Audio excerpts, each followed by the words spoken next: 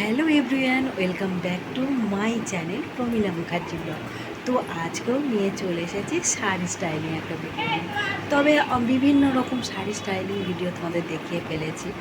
তো আজকে আমাদের ওয়েস্ট বেঙ্গলে যে বেঙ্গলি যে শাড়ি লুকটা করা হয় আমাদের ইন্ডিয়ান ওয়েস্ট বেঙ্গলে, তো একদমই সাধারণভাবে কীভাবে আমরা শাড়ি স্টাইলিং করে থাকি সেটাই তোমাদের আজকে শেয়ার করবো। তো চলো রেডি হয়ে চলো রেডি হয়ে চলে এসেছি একদম ঘরোয়া বাঙালি শাড়ি পরা। তো যেভাবে আর্ট করে করে পরে, তো তোমাদের এইভাবে গুঁজে এইভাবে কোনো কুচি হয় না এতে, এটা তো তোমরা জানো যারা বেঙ্গলি আছো। আর যারা বেঙ্গলি নেয় তাদের জন্য বলছি।